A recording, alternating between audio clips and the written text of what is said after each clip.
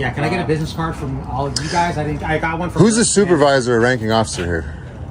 He's not on team right now. Okay, so this guy comes out here and asks us to leave the parking lot. I mean, he can ask us, but do you realize how that looks when you come and ask us something arbitrary that we don't have to do? Like, you know that it's trying to enforce will. I mean, we're supposed to be the victims here, but why? You have to. Why? Why come out and even approach us if that dude doesn't have the authority? Keep it separate, so there's no further issue. Yeah, you want to leave. You're right. When you start pointing shit out, that's what happens right there. Because you're wrong. You shouldn't approach me.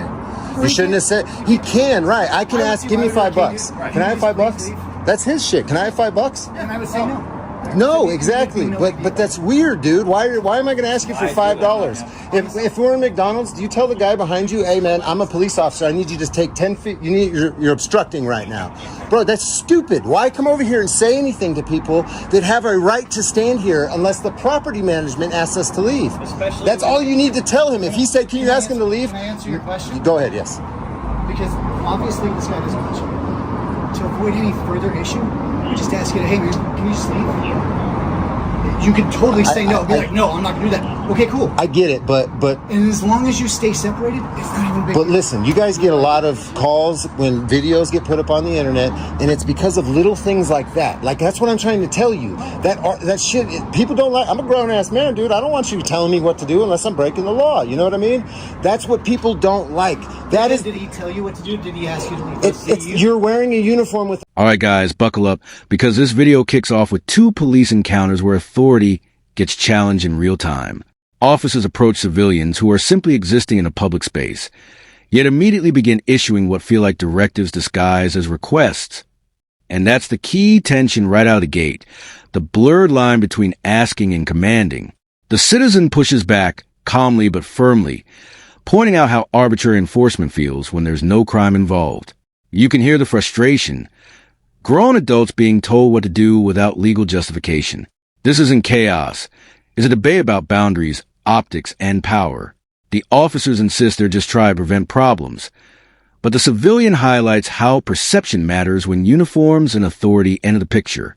I mean, that's automatically an intimidation factor right there. That's maybe not for me, but for other people. Assume it's a directive, but they have to listen to you. Most people, you assume most because people so many of you here. think a cop tells you well, we you weren't. need to leave. You guys were here first. It's an intimidation. You're coming up with. We saw you guys here. I don't think I've been intimidating at all. I'm not talking about you. I'm just saying doing that, coming out to ask. I want this to be just taken care of, and like I said, I advise that you guys take care of it through court. Super simple. Yeah. And I just don't want any more. I was hoping we could do it without court, man, because I hate dragging anybody. I get it, but we're past that. We'll let you guys go back to your day. I'm just trying to give you some insight, man. That little stuff like that is what drives the videos, what drives more people to do this. It seems stupid. Like, he can ask you, yes, but that little tiny thing pisses not.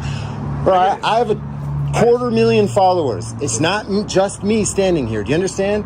10,000 followers, 130-something followers. Like, dude, there's hundreds of thousands of people.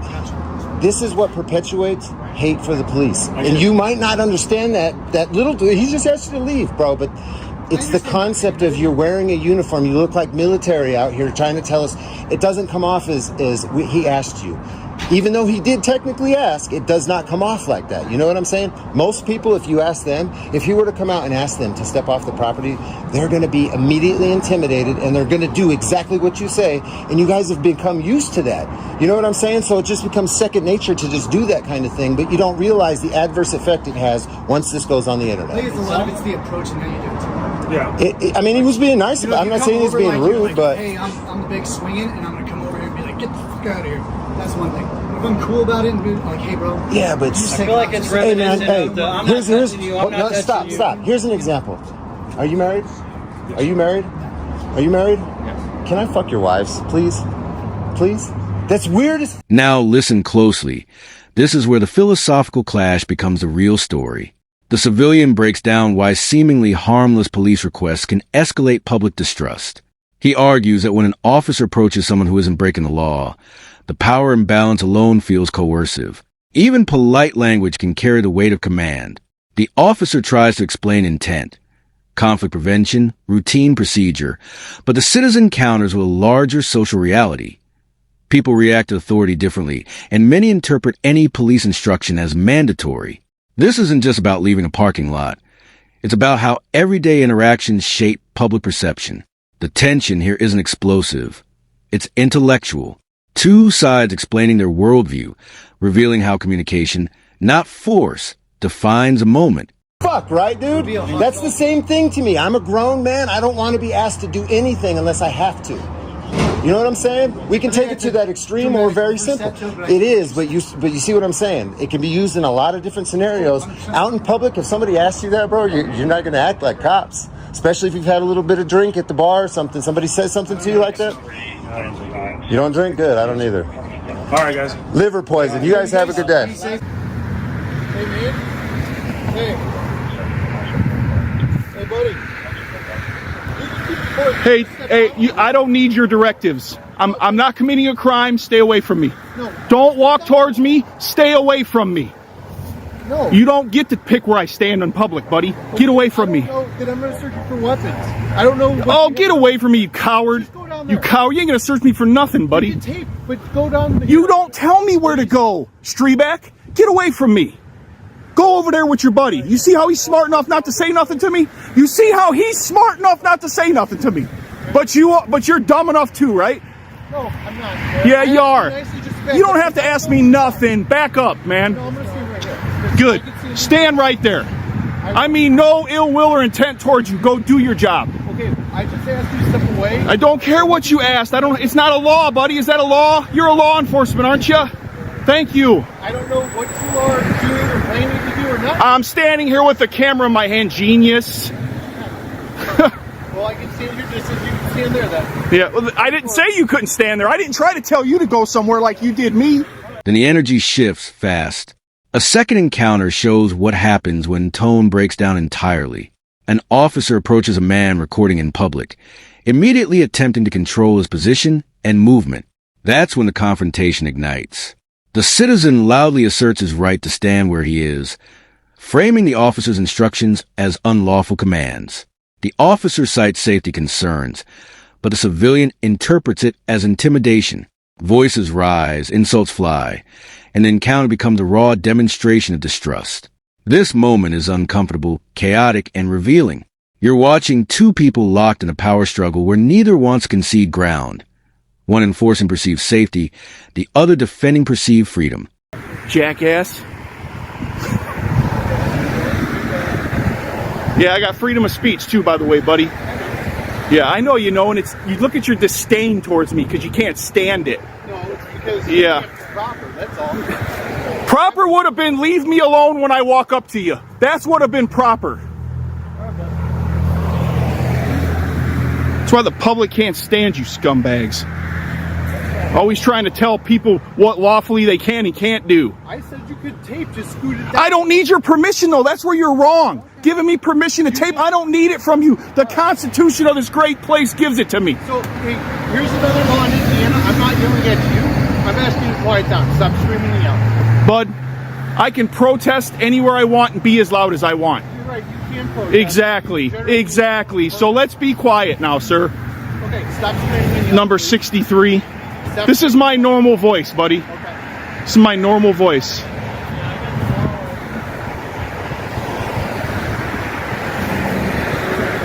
So this is Officer Strebeck, number 63. He's from Griffith. Do not walk up He's a on moron. Do Then not we walk got up number on 9. Giving you a legal lawful directive. Do not walk up on the We got number 63. This is his car. He's a canine douche.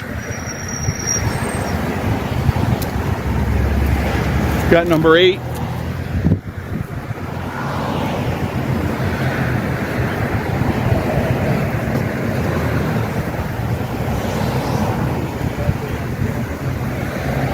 What's your name and badge number? Here's where the encounter becomes a lesson in escalation dynamics. The officer attempts verbal control, asking for quiet, space, compliance, while the civilian doubles down on constitutional rhetoric. The volume and hostility grow, but something important is happening underneath the shouting. Accountability through visibility. Cameras are rolling. Badges are identified, and every word becomes part of the public record. The civilian frames the officer's behavior as an example of overreach, while the officer maintains a posture of authority. Neither side fully disengages, yet the confrontation stops short of physical escalation. It's a tense standoff driven entirely by competing interpretations of rights, safety, and public space. If they can just get somebody with a license. I already know who you are. You don't need to identify yourself. Just don't walk up on us. I'm not telling you again. Don't walk up on us. Notice how this guy's not saying nothing to me? He's on the radio. He's not saying nothing to me, bro. But you keep on talking. I know you're not. I would never be a pig. Okay, that's Never in my life. You're very disrespectful for no good reason. So are you by telling me what to do as soon as I walked up. You should have shut your mouth. You should have shut your mouth and you wouldn't have had this. All right, man. Just keep walking. I'm going to stand right here, buddy. You don't walk up on us. I don't know about you. You're a coward, dude. You shouldn't be a police officer if you're scared of people walking up on you. And here's the bigger takeaway. These encounters aren't just about who's right in the moment. They expose how fragile police-civilian interactions can become when trust is already thin. One side sees preventative policing. The other sees intimidation. One hears a request. The other hears an order backed by force. The camera turns this clash into a public debate about authority, perception, and personal rights. Whether calm discussion or heated confrontation, the common thread is awareness. Know what you believe your rights are and how you choose to assert them. These moments remind viewers that communication, tone, and understanding can either diffuse tension or ignite it instantly.